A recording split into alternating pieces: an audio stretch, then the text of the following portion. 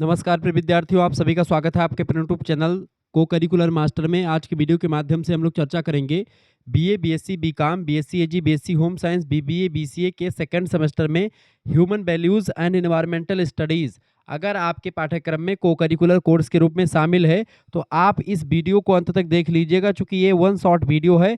आज की वीडियो के माध्यम से हम 100 एमसीक्यूज के बारे में चर्चा करेंगे और यह इससे बाहर परीक्षा में आपका कुछ आने वाला है नहीं। को करिकुलर कोर्स में यहीं से आने वाला, ये बात आप ध्यान रखें। इससे पहले कई सारे प्रैक्टिस सेट, कई सारे लेक्चर मैं करवा चुका हूं। ये एक प्रकार से आपके लिए सबसे बेस्ट और सबसे ज़बरदस्त वीडियो यही होगा, ये बात आप ध्यान रखेंगे। आइए चर्चा करने का प्रयास करते हैं। और ये क्वेश्चन पेपर अभी जस्ट 2026 में ही पूछा गया पेपर है, जिसको मैं सॉल्व करूंगा। इससे पहले कई सारे क्वेश्चन पेपर मैं सॉल्व कर चुका हूं। अभी एक कल का पेपर है, किसी विश्वविद्यालय का हुआ है, उसको मैं सॉल्व करवाने की कोशिश कर रहा हूं। ठीक है, चीज़ों को समझाऊंगा। आप इस वीडियो में जितने भी क्वेश्चंस आपको दिखेंगे सारे बहुत ही ज़्यादा महत्वपूर्ण है। पहला प्रश्न, मानव मूल्यों का अर्थ क्या होता है? दोस्तों फटाफट से आप बताने का प्रयास करेंगे। मानव मूल्यों का अर्थ क्या है? What are human values? मानव मूल्यों का अर्थ होता है दोस्तों क्या? जीवन के मार्गदर्शक सिद्धांत। ठीक है, यानी कि गाइडिंग प्रिंसिपल्स ऑफ लाइफ। यानी मानव मूल्य का अर्थ क्या होता है? जीवन के मार्गदर्शक सिद्धांतों को मानव मूल्य कहा जाता है। यह बात आप ध्यान रखेंगे। दूसरा प्रश्न आपके स्क्रीन पर आ चुका है, मानव मूल्यों की क्या विशेषता होती है? दोस्तों मानव मूल्य जो होते हैं ये एक प्रकार से स्थिर होते हैं और मार्गदर्शक होते हैं हमारे। ऑप्शन नंबर इसका बी करेक्ट आंसर होगा। आप चारों ऑप्शंस को पढ़ेंगे तो एक ऑप्शन आपका जो है तीनों ऑप्शन गलत निकल जाएंगे, एक ऑप्शन ऑटोमेटिक सही हो जाएगा। इसे बदलते रहते हैं, मूल्य बदलते नहीं हैं, केवल बच्चों के लिए नहीं, केवल व्यवसाय में नहीं, सभी के लिए होते हैं और स्थिर रहते हैं। अगला क्वेश्चन 3 नंबर प्रश्न है, मूल्यों के प्रकार हैं। मूल्यों के प्रकार की बात की दोस्तों, टाइप्स ऑफ वैल्यू की अगर बात की है तो केवल आर्थिक, केवल आदेश कोई नहीं, ये तो होगा नहीं। नैतिक और सामाजिक होते हैं, मोरल एंड सोशल वैल्यूज होते हैं, ये बात ध्यान। जैसे कि नैतिक मूल्य में या जो मोरल वैल्यू होती है उसमें सच्चाई, ईमानदारी, ये सब आपके नैतिक मूल्य हैं। सामाजिक मूल्यों में सहयोग करना, भाईचारा, न्याय, ये सब इसमें शामिल होता है। ए ऑप्शन करेक्ट आंसर होगा। 4 नंबर प्रश्न आप देखेंगे, मानव मूल्यों का मुख्य उद्देश्य क्या है? What is the main purpose of human values? Correct answer क्या हो जाएगा? पैसा कमाना नहीं, मनोरंजन कोई नहीं, नहीं, चरित्र का निर्माण करना मानव मूल्यों का मुख्य उद्देश्य है। करेक्टर बिल्डिंग करना। ऑप्शन नंबर इसका बी करेक्ट आंसर होगा। 5 नंबर क्वेश्चन है, स्वामी विवेकानंद किसके लिए प्रसिद्ध हैं? दोस्तों स्वामी विवेकानंद जो है चरित्र निर्माण के लिए प्रसिद्ध हैं। ऑप्शन नंबर इसका सी करेक्ट आंसर हो जाएगा। स्वामी जी के बचपन का क्या नाम था? प्रश्न ये भी पूछा था दोस्तों। तो स्वामी जी के बचपन का क्या नाम था? फटाफट से आप बताने का प्रयास करेंगे। इनके बचपन का नाम था दोस्तों नरेंद्र नाथ दत्त। ये बात आप ध्यान रखेंगे। इन्होंने कहा था कि हमें उस शिक्षा की आवश्यकता है जिससे चरित्र का निर्माण हो, मन की शक्ति बढ़े, बुद्धि का विकास हो और मनुष्य अपने पैरों पर खड़ा हो सके। इन्होंने ही कहा था। ठीक है, और इन्होंने एक प्रकार से मनुष्य निर्माण या चरित्र निर्माण के लिए शिक्षा को देने की बात करी। 6 नंबर प्रश्न आपका आ चुका है, रामकृष्ण परमहंस की स्थापना भी करी थी इन्होंने। ठीक है, रामकृष्ण परमहंस इनके गुरु जी हैं। रामकृष्ण मिशन की स्थापना करी थी उन्हीं के नाम पर। गांधी जी के 7 पापों में क्या शामिल है? देखो दोस्तों, गांधी जी ने 7 पापों की अवधारणा दी है। 7 सिंस की अवधारणा किसने दी? गांधी जी ने दी। बिना मेहनत के अगर आप धन कमाते तो एक प्रकार का पाप है, गांधी जी ने बताया था। गांधी जी की एक साप्ताहिक पत्रिका प्रकाशित होती थी यंग इंडिया नाम से। उसी में 1925 ईस्वी में जो है समाज को नष्ट करने वाले 7 सामाजिक पापों की एक सूची उन्होंने प्रकाशित करी थी। पहला पाप था दोस्तों क्या? बिना काम के धन। अगर आप जो है वेल्थ विदाउट वर्क करते, यानी कि अगर आप काम जो है बिना काम के धन प्राप्त करते तो आपका वो पाप है। बिना विवेक के आनंद प्राप्त करते वो भी पाप है। बिना चरित्र के ज्ञान, ये भी पाप है। बिना नैतिकता के व्यापार, ये भी पाप है। बिना मानवता के विज्ञान, ये भी पाप है। बिना त्याग के पूजा या धर्म करना, ये भी पाप है। और बिना सिद्धांत के राजनीति करना, ये भी पाप है। 7 पापों की अवधारणा गांधी जी ने दी है, ये बात आप ध्यान रखेंगे। कब दी है? 1925 में एक इनकी पत्रिका प्रकाशित होती थी यंग इंडिया नाम से, उसी में छपा था। ठीक है, अगला क्वेश्चन 7 नंबर प्रश्न आपका आ चुका, एपीजे अब्दुल कलाम का ध्यान किस पर था? राजनीति पर, युवा और शिक्षा पर। तो देखिए यूथ एंड एजुकेशन पर काफी काम किया है। भारत के पूर्व राष्ट्रपति, मिसाइल मैन ऑफ इंडिया कहे जाने वाले विद्वान डॉक्टर एपीजे अब्दुल कलाम जो है उन्होंने युवाओं और शिक्षा व्यवस्था पर जो है कहीं ना कहीं पे काफी काम किया है। ये बात आप ध्यान रखेंगे। इनकी पुस्तक में जैसे कि जो है इग्नाइटेड माइंड्स नाम की पुस्तक लिखी, विंग्स ऑफ फायर नाम की पुस्तक लिखी, ये सब पुस्तकें परीक्षा में पूछा जाता है। मिसाइल मैन ऑफ इंडिया किसे कहते हैं? तो इन्हीं को, एपीजे अब्दुल कलाम को कहते हैं। Grand old man of India दादा भाई नौरोजी को कहा जाता है। 8 नंबर प्रश्न, भ्रष्टाचार क्या है? फटाफट से आप बताने का प्रयास करेंगे। दोस्तों भ्रष्टाचार क्या है? भ्रष्टाचार की अगर बात की जाए तो भ्रष्टाचार शक्ति का दुरुपयोग करने को ही भ्रष्टाचार कहा जाता है। Miss use of power. आप अपनी सत्ता का, अपनी शक्ति का दुरुपयोग करते हैं, आप जिस पद पर है उस पद की गरिमा को नहीं समझते हैं, तो वो एक प्रकार सत्ता का दुरुपयोग ही कहलाएगा। अगला 9 नंबर प्रश्न आपका आ चुका है, रिश्वत क्या है? दान है? नहीं। वेतन है? कर है? नहीं। ये अवैध भुगतान होता है। ऑप्शन नंबर इसका डी करेक्ट आंसर हो जाएगा। ठीक है, 10 नंबर प्रश्न है, निजता की नीति किससे जुड़ी हुई है? निजता यानी privacy policy is related to. निजता की नीति दोस्तों भोजन, यात्रा और कपड़े से नहीं जुड़ी हुई है। ये डेटा सुरक्षा यानी कि डेटा प्रोटेक्शन से जुड़ी हुई है। सी ऑप्शन राइट आंसर हो जाएगा। साइबर खतरा क्या है इनमें से? साइबर हमला होता है, प्राकृतिक आपदा, दुर्घटना, ऑनलाइन हमला। तो शारीरिक हमला नहीं, प्राकृतिक आपदा नहीं, दुर्घटना भी नहीं है ये एक ऑनलाइन हमला होता है, ऑनलाइन अटैक होता है, साइबर खतरा। Option number B correct answer होगा। 12 नंबर प्रश्न आपका आ चुका है, ऑनलाइन शॉपिंग का खतरा क्या है? अच्छी गुणवत्ता, धोखाधड़ी, छूट या आसान खरीद। देखिए दोस्तों, ऑनलाइन शॉपिंग का खतरा इनमें से क्या बना हुआ है? 12 नंबर का करेक्ट आंसर हो जाएगा बी ऑप्शन। धोखाधड़ी हो जाती है ऑनलाइन में। कभी कभी क्या होता है, मोबाइल फ़ोन आप मंगाते हैं, उसमें लकड़ी का या साबुन का पैकेट भर करके दे देते हैं मोबाइल के नाम पर। बहुत सारी ऐसी दुविधा आपको देखने को मिलती है ऑनलाइन शॉपिंग में। ठीक है, 13 नंबर प्रश्न है, यूके रिश्वत कानून किससे संबंधित है दोस्तों? यूके ब्राइबरी एक्ट जो है 2010 में आया था दोस्तों, ये बात आप ध्यान रखेंगे। ये एक प्रकार से भ्रष्टाचार के विरोध को लेकर के ये कानून है, एंटी करप्शन को लेकर के। ठीक है, ये बात आप ध्यान रखेंगे। 1 जुलाई 2011 से प्रभावी हुआ, 2010 में आया था, ये बात आप ध्यान रखेंगे। अगला क्वेश्चन आपके स्क्रीन पर आ चुका है, 14 नंबर प्रश्न है, सतत विकास क्या है? सतत विकास, सस्टेनेबल डेवलपमेंट एक दीर्घकालिक और संतुलित विकास होता है। ऑप्शन नंबर इसका B correct answer. Long term balanced growth होता है, बी ऑप्शन इसका राइट आंसर है। 15 नंबर प्रश्न आपका आ चुका है, नैतिकता क्या है दोस्तों? फटाफट से आप बताने का प्रयास करेंगे, नैतिकता क्या है? सही और गलत के नियम को नैतिकता कहते हैं दोस्तों। ऑप्शन नंबर इसका ए करेक्ट आंसर हो जाएगा। ठीक है, rule of right and wrong. ठीक है, नैतिकता क्या है? सही और गलत के नियम को नैतिकता कहा जाता है, ये बात आप ध्यान रखेंगे। नेक्स्ट क्वेश्चन आपका आ चुका 16 नंबर प्रश्न है, आध्यात्मिक मूल्य क्या है? भौतिक नहीं, शारीरिक, आर्थिक नहीं होते। आध्यात्मिक मूल्य जो होते हैं spiritual value. What are spiritual value? आंतरिक विकास यानी कि इनर डेवलपमेंट। ठीक है, इसका बी ऑप्शन करेक्ट आंसर हो जाएगा, आंतरिक विकास होता है। आध्यात्मिक मूल्य मनुष्य के बाहरी और भौतिक सुखों से नहीं, बल्कि उनकी आत्मा और मन की शांति से जुड़े हुए, जैसे कि प्रेम, करुणा, दया, शांति, सत्य, संतोष, ये सब आपके आंतरिक विकास में मदद करते हैं। ठीक है, ये बात आप ध्यान रखेंगे।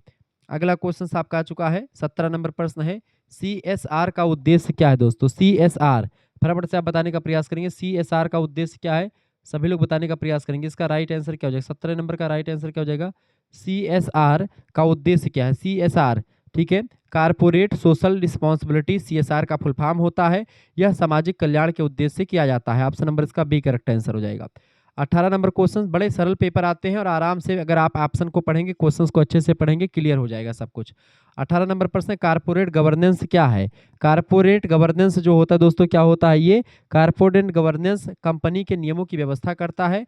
आप systems of company rules, A option correct answer हो जाएगा, यानी कंपनी का क्या रूल होगा उसको बनाता है वो। 19 नंबर क्वेश्चन आप देखेंगे, वैल्यू इंप्लीमेंटेशन के स्तर क्या होते हैं? वैल्यू इंप्लीमेंटेशन, इसका स्तर इनमें से क्या है? 19 नंबर का राइट आंसर हो जाएगा ए ऑप्शन, व्यक्तिगत और संगठनात्मक होते हैं। वैल्यू इन इंप्लीमेंटेशन का स्तर व्यक्तिगत भी होता है, इंडिविजुअल और ऑर्गेनाइजेशनल भी होता है। 20 नंबर क्वेश्चन है, ट्रांस कल्चरल वैल्यूज क्या है? ट्रांस कल्चरल वैल्यूज दोस्तों क्या होता है? 20 नंबर का करेक्ट आंसर क्या हो जाएगा?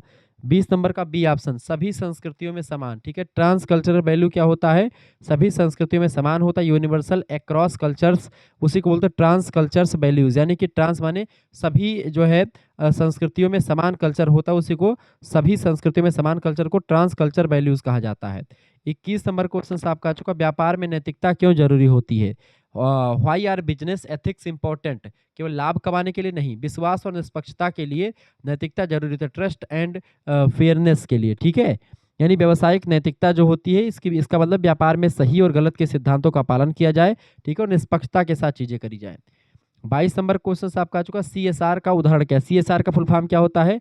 कारपोरेट सोशल रिस्पॉन्सिबिलिटी, ये समाज सेवा, सोशल सर्विस के लिए जाना जाता है, ये बात आप ध्यान रखेंगे, सोशल सर्विसेज के लिए। ठीक है, यह मतलब सिद्धांत, भारत दुनिया का पहला ऐसा देश है जिसमें कंपनी अधिनियम 2013 की धारा 135 के तहत CSR को कानूनी रूप से अनिवार्य बना दिया गया है।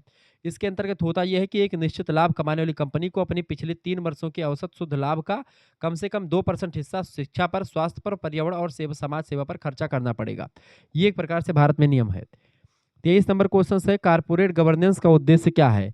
Corporate governance, what is the purpose of corporate governance. तो पारदर्शिता होता है, इसमें ट्रांसपेरेंसी होती है, इसका बी ऑप्शन करेक्ट आंसर हो जाएगा। नियम क्या है, प्रथाएं क्या है, प्रक्रिया क्या है, इन सभी का विस्तार से एकदम से चीजें दी होती हैं। कारपोरेट गवर्नेंस मतलब होता है कि पारदर्शिता है, जो भी चीज है कितना लाभ कमा रहे, कितना क्या है, सब कुछ डिटेल में लिखा रहता है। नैतिक व्यवहार क्या है, नैतिक व्यवहार दोस्तों क्या है। व्हाट इज एथिकल बिहेवियर, वो होता है सही कार्य आपका, ठीक है, राइट एक्ट, ठीक है। नैतिक व्यवहार का सीधा संबंध ईमानदारी से है, सत्यनिष्ठा से है, निष्पक्षता से, मानवीय मूल्यों से है, जो सही होते हैं। 25 नंबर क्वेश्चन से चरित्र निर्माण किससे होता है।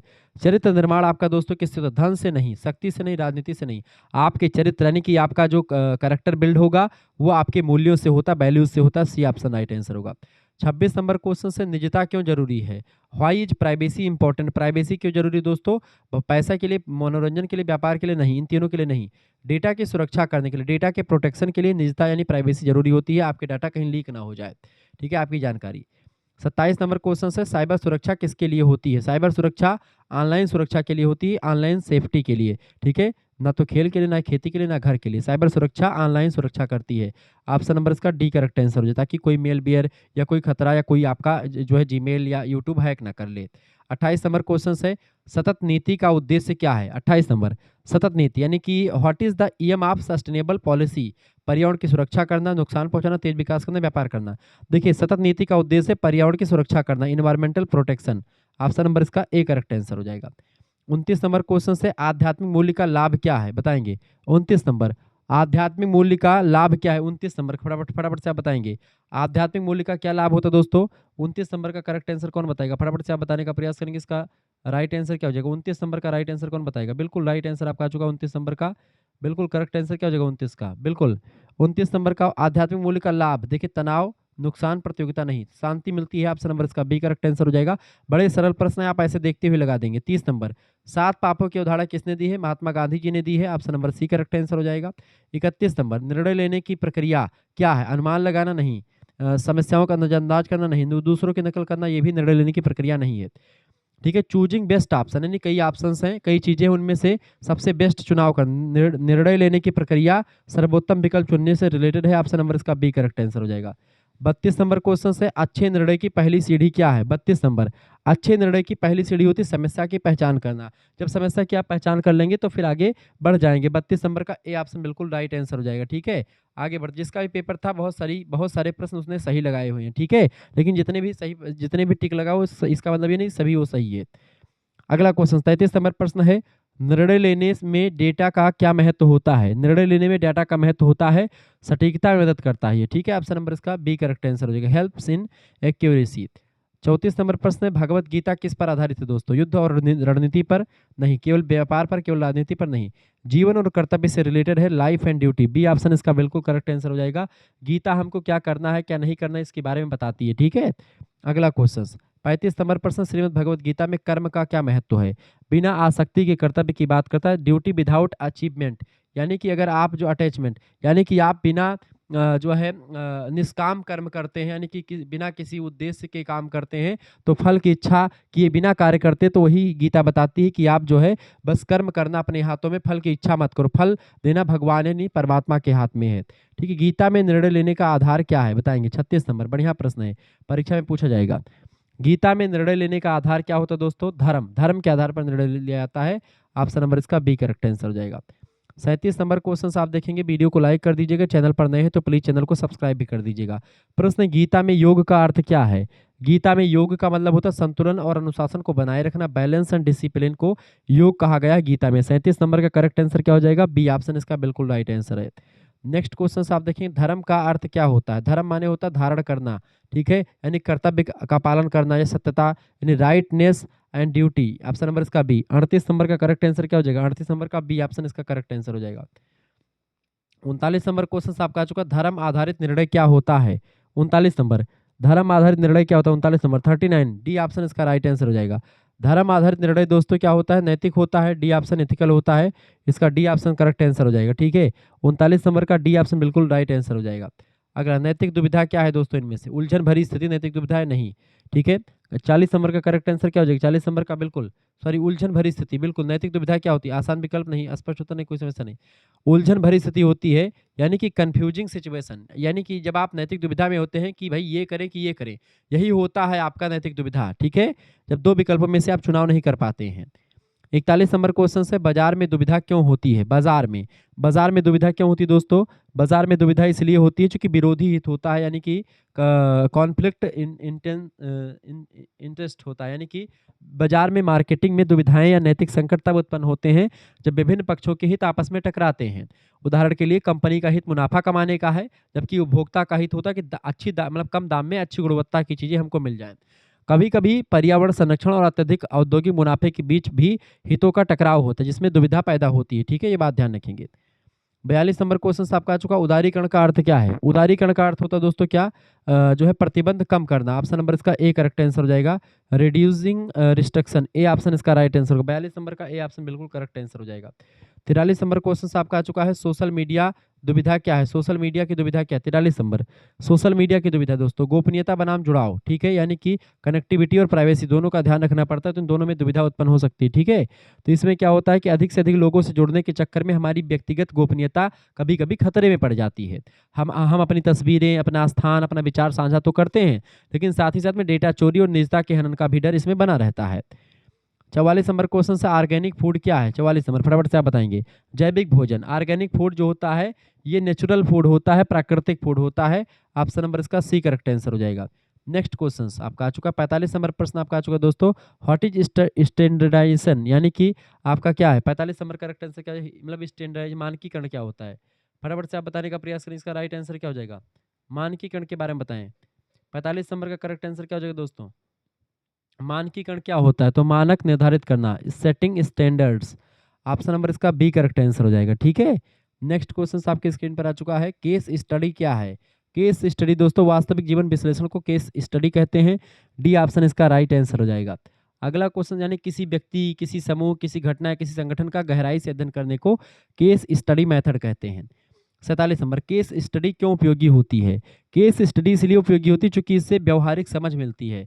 ऑप्शन नंबर इसका ए करेक्ट आंसर हो जाएगा। केवल किताबी ज्ञान नहीं बल्कि उसके बारे में व्यवहारिक समझ भी मिल जाती है जब हम केस स्टडी करते किसी के बारे में। 48 नंबर प्रश्न है, निर्णय लेने में केस स्टडी क्या सिखाती है? निर्णय लेने में what do case study teach in decision making? तो हमको निर्णय लेने में केस स्टडी सिखाती है वास्तविक समाधान, ठीक है? रियल सॉल्यूशन बताती है। ऑप्शन नंबर इसका बी करेक्ट आंसर हो जाएगा।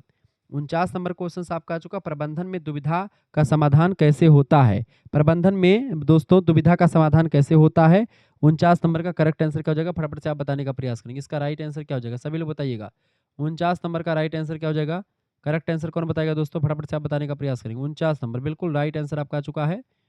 बिल्कुल, प्रबंधन में दुविधा का समाधान जो है दोस्तों कैसे होता है, यानी कि जब प्रबंधन में, मैनेजमेंट में जब दो सही या दो गलत विकल्पों के बीच में टकराव होता है, तो ऐसी स्थिति में दुविधा उत्पन्न होती है, तो उसका सही समाधान नैतिक निर्णय के सिद्धांतों के आधार पर किया जाता है। ऑप्शन नंबर इसका ए करेक्ट है, एथिकल डिसीजन, नैतिक निर्णय। नेक्स्ट क्वेश्चन 50 नंबर प्रश्न है, समग्रतापूर्ण निर्णय का क्या लाभ है? समग्रतापूर्ण निर्णय का क्या लाभ है? दीर्घकालिक सफलता। ऑप्शन नंबर इसका सी करेक्ट आंसर हो जाएगा। 51 नंबर क्वेश्चन से, पारिस्थितिकी तंत्र क्या है? पारिस्थितिकी तंत्र जीव और निर्जीव दोनों को मिला करके बनता जैव और अजैविक घटक, जैविक घटक और अजैविक घटक मिल करके पारिस्थितिकी तंत्र यानी इकोसिस्टम का निर्माण करते हैं, ठीक है? यानी कि living and non living things मिल करके निर्माण करते हैं इकोसिस्टम का। पारिस्थितिकी तंत्र का उदाहरण इनमें से कौन सा है? मरुस्थल दोस्तों एक पारिस्थितिकी तंत्र का उदाहरण है, जबकि किताब, कार, मेज ये सब भौतिक चीजें हैं, ये सब पारिस्थितिकी तंत्र नहीं है, निर्जीव चीजें हैं। 53 नंबर क्वेश्चन से, उत्पादक कौन होते हैं? उत्पादक दोस्तों पौधे जो होते हैं प्राथमिक उत्पादक होते हैं, यही अपने भोजन का निर्माण स्वयं बनाते हैं, ठीक है? तो पौधे क्या होते हैं? पौधे उत्पादक होते हैं। अगला 53 नंबर का बी ऑप्शन। 54 नंबर प्रश्न है, उपभोक्ता कौन है? उपभोक्ता दोस्तों कौन है? पौधे, मिट्टी या पानी? जानवर जो होते हैं ये उपभोक्ता होते हैं, एनिमल्स उपभोक्ता होते हैं। 54 नंबर का करेक्ट आंसर हो जाएगा आपका सी ऑप्शन। बड़ा ही सरल पेपर है, कोई इशू नहीं है, आप आसान से पढ़िएगा। अपघटक क्या करते हैं दोस्तों? अपघटक जो होते हैं ये मृत पदार्थ को विघटित कर देते हैं, जैसे कि जो बैक्टीरिया वगैरह होते हैं कि जो लाश होती है या फिर जो भी चीज़ें होती हैं उन सभी को नष्ट करके मिट्टी में मिलाने का काम करते हैं, अपघटन कर देते हैं चीज़ों का। ऑप्शन नंबर इसका बी करेक्ट आंसर हो जाएगा, ठीक है? 56 नंबर प्रश्न, खाद्य श्रृंखला क्या दर्शाती है? खाद्य श्रृंखला दोस्तों क्या दर्शाती, ऊर्जा का प्रवाह दर्शाती खाद्य श्रृंखला। 56 नंबर का राइट आंसर क्या हो जाएगा, 56 नंबर का बिल्कुल ए ऑप्शन, ऊर्जा का प्रवाह दर्शाती है। नेक्स्ट क्वेश्चन 57 नंबर प्रश्न, खाद्य श्रृंखला का पहला स्तर क्या है। खाद्य श्रृंखला का पहला स्तर होता है दोस्तों क्या, उपभोक्ता का या उत्पादक का। करेक्ट आंसर क्या होगा, उत्पादक, बिल्कुल राइट आंसर है उत्पादक। प्रोड्यूसर जो होते हैं घास फूस जो है ये उत्पादक है, जो अपना भोजन स्वयं बनाते हैं उनको उत्पादक कहते हैं। जो उत्पादकों पर डिपेंड रहते हैं भोजन के लिए उनको उपभोक्ता कहते हैं। ठीक है, उपभोक्ता प्राथमिक, द्वितीयक और तृतीयक 3 प्रकार के होते हैं। और उसके बाद में सबसे बाद में होता है अपघटक, जो कि उपभोक्ता और उत्पादक को एक प्रकार से क्या कर देता है, नष्ट कर देता है, मिट्टी में मिला देता है। शाकाहारी क्या खाते हैं दोस्तों, शाकाहारी पौधों को खाते हैं। ऑप्शन नंबर इसका ए करेक्ट आंसर हो जाएगा। पिरामिड क्या दर्शाता है, पिरामिड ऊर्जा के प्रवाह को दर्शाता है, ए ऑप्शन करेक्ट आंसर हो जाएगा। पिरामिड का आधार क्या है दोस्तों, उपभोक्ता, उत्पादक या दोनों। 60 नंबर का करेक्ट आंसर क्या हो जाएगा, फटाफट से आप बताने का प्रयास करेंगे। 60 नंबर, 60 नंबर क्वेश्चन का करेक्ट आंसर हो जाएगा आपका, बिल्कुल राइट आंसर हो जाएगा आपका बी ऑप्शन। ठीक है, पिरामिड का आधार क्या होता है, आधार उत्पादक होता है और उसी आधार पर सारी चीज टिकी रहती है। ऑप्शन नंबर इसका बी करेक्ट आंसर होगा। 61 नंबर क्वेश्चन है, जैव विविधता क्या है। जीवों की विविधता यानी कि तमाम वैरायटी ऑफ लाइफ्स, यानी कई प्रजाति के जीव इकट्ठा जब रहते हो तो उसी को जैविक विविधता कहा जाता है। अलग अलग प्रजाति के तमाम प्रकार के जीव, तमाम प्रकार की वनस्पतियां एक स्थान पर रहते हैं, उन्हीं को, उसी क्षेत्र को जैव विविधता वाला क्षेत्र कहा जाता है, जीवन की विविधता। 62 नंबर question, national park are for यानी राष्ट्रीय उद्यान किसके लिए होता है, खेती करने के लिए नहीं, जानवरों की सुरक्षा करने के लिए राष्ट्रीय उद्यान होता है। ठीक है, ऑप्शन नंबर इसका बी करेक्ट आंसर होगा। 63 नंबर क्वेश्चन से, वनों की कटाई से क्या होता है। वनों की कटाई से जैव विविधता घटती है या अधिक वर्षा होती है, स्वच्छ वायु होती है, जैव विविधता बढ़ती है। गलत है, वनों की कटाई से जैव विविधता घटेगी दोस्तों, बी ऑप्शन इसका राइट आंसर हो जाएगा, लॉस ऑफ बायोडाइवर्सिटी। जब आप वनों की कटाई करेंगे तो वनस्पतियां नष्ट होंगी और जीव जंतु भी नष्ट ही होंगे। 63 नंबर का बी ऑप्शन बिल्कुल राइट आंसर है। ये बच्चे का गलत आंसर इसलिए होगा क्योंकि ये बहुत जल्दबाजी में आंसर किया है, तो जब जल्दबाजी में करेंगे तो आपका भी गलत हो सकता है। 64 नंबर क्वेश्चन से, संकटग्रस्त जानवर का उदाहरण इनमें से क्या है। 64 नंबर, संकटग्रस्त जानवर का उदाहरण दोस्तों क्या होता है, बाघ। बाघ जो है संकटग्रस्त जानवर का उदाहरण है। ऑप्शन नंबर इसका ए करेक्ट आंसर हो जाएगा। बाकी गाय, कुत्ता, बकरी आपको आए दिनों इधर उधर देखने को मिल जाते हैं, बाघ बहुत कम आपको देखने को मिलता है। 65 नंबर क्वेश्चन से आपका आ चुका, वायु प्रदूषण किससे होता है। 65 नंबर, वायु प्रदूषण दोस्तों किससे होता है, वाहन से वायु प्रदूषण होता है, व्हीकल्स से। जब हम बाइक चलाते हैं, फोर व्हीलर चलाते हैं तो उसके साइलेंसर से जो धुआं निकलता है उससे वायु प्रदूषण होता है। पेड़, जल और मिट्टी से वायु प्रदूषण नहीं होता है। अधिक जनसंख्या से क्या होता है, कम प्रदूषण नहीं, अधिक जनसंख्या से क्या होता है दोस्तों, अधिक प्रदूषण होता है, बिल्कुल मोर पॉल्यूशन। ठीक है, more population is more pollution. Option number इसका सी करेक्ट आंसर हो जाएगा। 67 नंबर क्वेश्चन से, अधिक जनसंख्या का परिणाम होता है। अधिक जनसंख्या अगर हो जाती है इससे दोस्तों क्या होता है, संसाधनों की कमी हो जाती है। ऑप्शन नंबर इसका ए, 67 नंबर का ए ऑप्शन बिल्कुल करेक्ट आंसर, 67 ए ऑप्शन। अगर जनसंख्या ज़्यादा हो जाएगी तो उससे क्या हो जाएगा, संसाधन कम हो जाएंगे। मतलब संसाधनों का जनसंख्या ज़्यादा, संसाधन कम हो गए तो यही जनसंख्या अधिक के कहलाता है। सतत का क्या अर्थ होता है, सतत माने होता है दीर्घकालीन उपयोग के योग्य, इसी को सतत विकास कहते हैं, सस्टेनेबल डेवलपमेंट, यानी कि ये पीढ़ी भी उपयोग कर सके और आने वाली पीढ़ी भी उसका उपयोग करती रहे। ऑप्शन नंबर इसका बी करेक्ट आंसर हो जाएगा। 69 नंबर क्वेश्चन से, सतत अभ्यास का उदाहरण में से क्या। 69 नंबर 69, 69 नंबर का सी ऑप्शन करेक्ट आंसर हो जाएगा। सतत अभ्यास का उदाहरण है सौर ऊर्जा का उपयोग करना। ऑप्शन नंबर इसका सी करेक्ट आंसर हो जाएगा। 70 नंबर क्वेश्चन से आपका आ चुका है, सतत विकास क्या टालता है। सतत विकास दोस्तों क्या टालता है। 70 नंबर, सतत विकास आपका प्रदूषण, संसाधनों की बर्बादी और पर्यावरण की क्षति को दर्शाता है, इसी को टालता है। ऑप्शन नंबर इसका डी करेक्ट आंसर हो जाएगा। 71 नंबर क्वेश्चन से आपका आ चुका है, परिपत्र अर्थव्यवस्था क्या है। परिपत्र माने सर्कुलर इकोनॉमी, कचरे का पुनः उपयोग प्रणाली को सर्कुलर इकोनॉमी कहते हैं, कि कचरा जो है वो फेंका ना जाए, वेस्ट ना हो, उसका दोबारा से उपयोग किया जा सके। ठीक है, इसी को बोलते हैं पुनर्चक्रण अर्थव्यवस्था या परिपत्र अर्थव्यवस्था या सर्कुलर इकोनॉमी। परिपत्र अर्थव्यवस्था किस में मदद करती है, प्रदूषण को बढ़ाने में नहीं, कचरा बढ़ाने में नहीं, ये संसाधनों को बचाने में मदद करती है। ऑप्शन नंबर इसका बी करेक्ट आंसर हो जाएगा। 73 नंबर क्वेश्चन आपके स्क्रीन पर आ चुका है, परिपत्र अर्थव्यवस्था का विपरीत क्या है इनमें से। परिपत्र अर्थव्यवस्था का विपरीत, 73 नंबर का राइट आंसर हो जाएगा दोस्तों ए ऑप्शन, रैखिक अर्थव्यवस्था जो होती है एक बार उपयोग हो गया दोबारा उसका उपयोग नहीं होगा, तो ये एक प्रकार से होती है रैखिक अर्थव्यवस्था। जबकि परिपत्र अर्थव्यवस्था होती है, इसमें एक चीज का उपयोग आपने आज किया और 100 सालों के बाद में, 50 सालों के बाद में उसको दोबारा से भी उपयोग 10 सालों के बाद में आप कर सकते हो, उससे दूसरा सामान बन जाता है। 74 नंबर, पृथ्वी की ऊर्जा का स्रोत सूर्य है। ऑप्शन नंबर इसका सी करेक्ट आंसर हो जाएगा। क्या हमें प्लास्टिक कम करना चाहिए। 75 नंबर, हमें बिल्कुल प्लास्टिक का उपयोग कम ही करना चाहिए। ऑप्शन नंबर इसका ए करेक्ट आंसर हो जाएगा। अगला 76 नंबर प्रश्न, जंगल किसमें मदद करता है? जंगल स्वच्छ वायु देने में मदद करता है, क्लियर वायु, ए ऑप्शन करेक्ट आंसर हो जाएगा। मृदा प्रदूषण किससे होता है? मृदा प्रदूषण दोस्तों पौधों से होता है, नहीं। जल से होता है, नहीं। सूर्य से होता, नहीं। रसायन उर्वरक जो डालते हैं हम खेत में, उससे जो है मृदा का प्रदूषण होता है, option number C correct answer होगा। पुनः उपयोग, रीयूज मीन्स, पुनः उपयोग का अर्थ क्या होता है? फेंकना, जलाना, नहीं। नष्ट करना, नहीं। दोबारा उपयोग करने को हम बोलते हैं रीयूज, ऑप्शन नंबर इसका डी करेक्ट आंसर होगा। 79 नंबर प्रश्न, पर्यावरण में क्या शामिल है? वायु, जल, भूमि, ये सब पर्यावरण के अंतर्गत आते हैं, इसका डी ऑप्शन करेक्ट आंसर हो जाएगा। 80 नंबर क्वेश्चन से, भारत में वायु प्रदूषण को नियंत्रित करने वाला अधिनियम इनमें से कौन सा है? 80 नंबर का करेक्ट आंसर क्या हो जाएगा? फटाफट से आप बताने का प्रयास करेंगे। 80 नंबर का करेक्ट आंसर कौन बताएगा दोस्तों? फटाफट से आप बताने का प्रयास करेंगे, बताएंगे। भारत में वायु प्रदूषण को नियंत्रित करने वाला अधिनियम इनमें से कौन सा है दोस्तों? इसका राइट आंसर हो जाएगा 80 नंबर का बी ऑप्शन, वायु अधिनियम जो है ये एक प्रकार से वायु प्रदूषण को कंट्रोल करता है। 81 नंबर, पर्यावरण संरक्षण अधिनियम किस वर्ष लागू हुआ? पर्यावरण संरक्षण अधिनियम दोस्तों लागू हुआ है 1986 में, ऑप्शन नंबर इसका बी करेक्ट आंसर हो जाएगा। नेक्स्ट क्वेश्चन आप देखेंगे, 82 नंबर क्वेश्चन है, एनजीटी की स्थापना किस वर्ष हुई है? 82 नंबर, एनजीटी की स्थापना दोस्तों 2010 में हुई है, option number C correct answer हो जाएगा। एनजीटी का फुल फॉर्म क्या होता है? नेशनल ग्रीन ट्रिब्यूनल, राष्ट्रीय हरित प्राधिकरण इसका फुल फॉर्म है। एनजीटी का मुख्य उद्देश्य क्या है? एनजीटी का मुख्य उद्देश्य दोस्तों होता है कि पर्यावरण से रिलेटेड जो भी विवाद हो उसका निपटारा करे, उसका न्याय करे, ऑप्शन नंबर इसका बी करेक्ट आंसर होगा। इन्वायरमेंटल जस्टिस के लिए जाना जाता है एनजीटी। एक्यूआई का पूरा नाम क्या है? What is the full form of AQI? Air quality index AQI का फुल फॉर्म होता है, वायु गुणवत्ता सूचकांक कहा जाता है। 84 नंबर का करेक्ट आंसर क्या हो जाएगा इसका दोस्तों? 84 नंबर का राइट आंसर क्या हो जाएगा? बिल्कुल राइट आंसर आपका आ चुका है, ए ऑप्शन, वायु गुणवत्ता सूचकांक कहा जाता है इसको, ठीक है। एक्यूआई क्या मापता है दोस्तों? What does AQI measures? ये वायु प्रदूषण के स्तर को मापता है, सी ऑप्शन इसका राइट आंसर हो जाएगा, ठीक है। Air quality index, clear. ये 8 प्रदूषकों जैसे पीएम 2.5, पीएम 10, O3, NO2 ये सब हवा में मापता है कि इन सभी गैसों की मात्रा कितनी है। अगला क्वेश्चन आपका चुका 86 नंबर क्वेश्चन है, एक्यूआई का मान 300 से अधिक होने पर क्या दर्शाता है? एक्यूआई का मान 300 से अगर अधिक है, इसका मतलब यह है कि खतरनाक एरिया है, ऑप्शन नंबर इसका डी करेक्ट आंसर हो जाएगा। दोस्तों ये बात ध्यान रखें, जैसे सबसे पहले बात, एक्यूआई इंडेक्स में अगर 0 से लेकर के 50 तक चीजें बताई जा रही है, इसका मतलब कि अच्छी वायु है, ठीक ठाक वायु है। 51 से 100 तक आता है यानी संतोषजनक है, इसमें भी आप काम चलाओ कर सकते हैं। 101 से लेकर के अगर 200 तक आता है तो ये मध्यम माना जाता है, इसमें भी व्यक्ति सर्वाइव कर सकता है। 201 से लेकर के अगर 300 के बीच में अगर माना एक्यूआई इंडेक्स आ जाता है, ये नहीं बहुत खराब, वेरी पुअर सिचुएशन है वायु की गुणवत्ता की। अगर 300 से लेकर के 301 से लेकर के 400 के बीच में वायु गुणवत्ता सूचकांक यानी एक्यूआई का लेवल रहता है, यानी इसका मतलब है कि बहुत ज़्यादा एक प्रकार से खराब सिचुएशन चल रही है, ठीक है।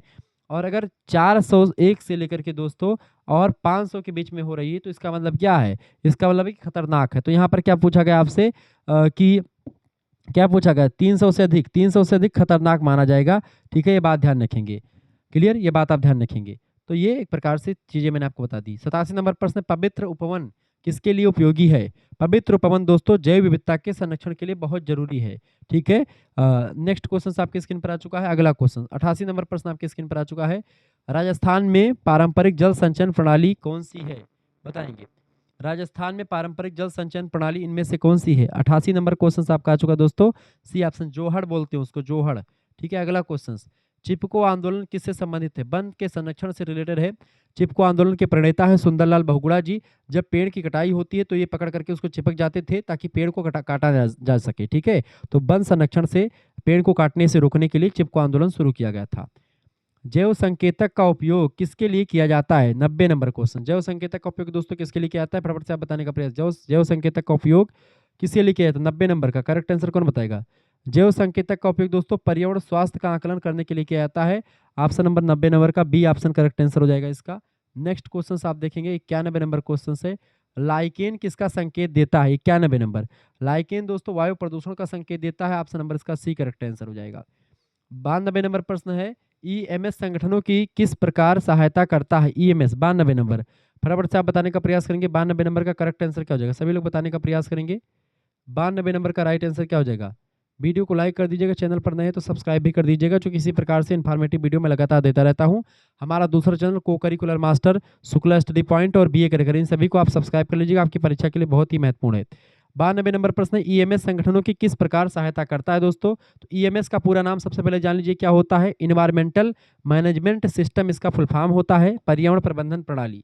यह एक ऐसी सुव्यवस्थित कार्यप्रणाली होती है जो किसी भी कंपनी या संगठन को उसकी व्यावसायिक गतिविधि जो होती है, कमर्शियल जो गतिविधि होती है, उससे पर्यावरण पर पड़ने वाले नकारात्मक यानी नेगेटिव जो इफेक्ट होता है उसको कम करने, संसाधनों का सही उपयोग करने और कानूनी नियमों का पालन करने में मदद करती है। ठीक है, ये बात ध्यान रखें। तो ऑप्शन नंबर इसका सी करेक्ट आंसर होगा, यानी कि पर्यावरणीय प्रभाव कम करने के लिए सहायता करती है। 93 नंबर क्वेश्चन से, ISO 14001 किससे संबंधित है? ISO 14001 दोस्तों ये संबंधित है किससे? ये इन्वायरमेंटल मैनेजमेंट से रिलेटेड है, पर्यावरण प्रबंधन से रिलेटेड है। इसका बी ऑप्शन करेक्ट आंसर हो जाएगा। नेक्स्ट क्वेश्चन है आपका 94 नंबर, पर्यावरण ऑडिट किसमें किसमें पर्यावरण ऑडिट किसमें सहायता करता है? पर्यावरण ऑडिट दोस्तों अनुपालन की जांच करने में, ठीक है, सहायता करता है। ऑप्शन नंबर इसका बी करेक्ट आंसर होगा। 95 नंबर प्रश्न है, कारपोरेट ऑडिट किसके लिए किया जाता है? कारपोरेट पर्यावरण ऑडिट किसके लिए किया जाता है दोस्तों? 95 नंबर इसका राइट आंसर विशेषज्ञों के लिए करते हैं, एक्सपर्ट्स के लिए। अगला 96 नंबर क्वेश्चन से, एनजीटी क्या लगा सकता है? एनजीटी आप पर दंड लगा सकता है। ऑप्शन नंबर इसका ए करेक्ट है, क्योंकि एनजीटी एक न्यायालय होता है जो पर्यावरण से जुड़े विवादों को देखता है। नेशनल ग्रीन ट्रिब्यूनल इसका फुल फॉर्म होता है। 96 नंबर का ए ऑप्शन बिल्कुल राइट आंसर हो। 2010 में इसकी स्थापना भी होती है। 97 नंबर क्वेश्चन से, पारंपरिक खेती क्या बढ़ावा देती है? 97 नंबर, पारंपरिक खेती दोस्तों सतत विकास को, सस्टेनेबल डेवलपमेंट को बढ़ावा देती है। 98 नंबर क्वेश्चन से, भारत में AQI कौन निगरानी करता है? इससे पहले बहुत सारे प्रैक्टिस मैं करवा चुका हूं, उसको भी आप देख लीजिएगा, को करिकुलर मास्टर यानी इसी चैनल पर और शुक्ला एडी पॉइंट दोनों चैनल पर आपको मिल जाएगा। भारत में AQI कौन निगरानी करता है? 96 नंबर, AQI की निगरानी कौन करता है दोस्तों? केंद्रीय प्रदूषण नियंत्रण बोर्ड, CPCB कहते हैं। CPCB का फुल फॉर्म क्या होता है? CPCB यानी कि इसका मतलब होता है सेंट्रल पोल्यूशन कंट्रोल बोर्ड। ठीक है, इसका फुल फॉर्म होता है। 99 नंबर क्वेश्चन है, विश्व पर्यावरण दिवस कब मनाते हैं? 5 जून को मनाते हैं। ऑप्शन नंबर इसका सी करेक्ट आंसर हो जाएगा। ठीक है, 5 जून को मनाया जाता है ये बात ध्यान है। CPCB की स्थापना कब हुई? 22 दिसंबर 1974 को हुई थी, जल प्रदूषण अधिनियम के तहत की गई थी। ये बात ध्यान रखेंगे। विश्व पर्यावरण दिवस 5 जून को मनाते हैं। 1972 में इस स्टॉकहोम सम्मेलन के दौरान इसकी स्थापना हुई थी। इसको मनाना शुरू किया गया था। पहला पर्यावरण दिवस आधिकारिक तौर पर 1974 में मनाया गया था, 5 जून की डेट को। लास्ट क्वेश्चन है इस वीडियो का, विश्व जल दिवस प्रतिवर्ष कब मनाया जाता है? जल दिवस प्रतिवर्ष यानी कि जल दिवस कब मनाया जाता है? हर साल वो मनाया जाता है 22 मार्च को। ठीक है, ऑप्शन नंबर इसका सी करेक्ट आंसर हो जाएगा, 22 मार्च को। ठीक है, 22 मार्च को विश्व जल दिवस मनाया जाता है। संयुक्त राष्ट्र महासभा ने 1993 में इस दिवस को मनाने की घोषणा करी थी। ये बात ध्यान रखिए। तो इसका आंसर की भी मैंने लगा दिया है, आंसर की भी देख लीजिएगा। ऐसे तमाम सारे प्रैक्टिस भी आपको मिल जाएंगे। अगर आपको सेकंड सेमेस्टर के नोट्स प्राप्त करने हैं, सेकंड सेमेस्टर का कोर्स में ज्वाइन होना है, BA का कोर्स में पढ़ाता हूं, तो आप सभी लोग SMS कर दीजिएगा 9984 039 139 पर SMS कर दीजिएगा। ठीक है, इसमें आपको मिल जाएगा जो है सभी सब्जेक्ट का नोट्स। सेकंड सेमेस्टर के सभी सब्जेक्ट का नोट्स BA के आपके लिए 100 रुपये फीस रखी गई है। इसमें सभी सब्जेक्ट का आपको नोट्स मिल जाएगा। इसी पर व्हाट्सएप पर आपको SMS कर देना है कि गुरुजी हमको कोर्स लेना है। ठीक है, और हम इस यूनिवर्सिटी में पढ़ते हैं। अगर आप देखिए अभी क्या है कि ऑफर चल रहा है, सेकंड एंड थर्ड सेमेस्टर के लिए फीस मात्र और मात्र 150 रुपये रखी गई है। 150 रुपये फीस में क्या हो जाएगा, आपका पूरा सेकंड सेमेस्टर का नोट्स भी मिल जाएगा आपको, प्रैक्टिस सेट तमाम सारे ऑब्जेक्टिव वाले भी, लिखित वाले भी। ठीक है, को करिकुलर का भी मिल जाएगा, यानी कि इसका कम से कम 6-7 प्रैक्टिस सेट मैं आपको human values and environmental studies के दूंगा। ठीक है, आंसर सीट के साथ आप उसको देख लीजिएगा, आपका काम हो जाएगा। तो दूसरा सेमेस्टर का और पूरा थर्ड सेमेस्टर 6 महीने तक आपकी क्लास उसमें भी रहेगी, तो ये आपके लिए फायदेमंद रहेगा। तो आप जो है इसमें जुड़ सकते हैं व्हाट्सएप ग्रुप में। इस पे SMS कीजिए 9984 039 139 पर, व्हाट्सएप पर अपना नाम, अपनी यूनिवर्सिटी का नाम, अपने सब्जेक्ट के नेम। ठीक है, चलिए फिर मिलते हैं हम नेक्स्ट वीडियो में। तब तक के लिए जय हिंद जय भारत। आप सभी का बहुत बहुत धन्यवाद हमारे जुड़ने के लिए। इसी प्रकार से अपने प्यार दुलार हमेशा बनाने के बहुत बहुत धन्यवाद।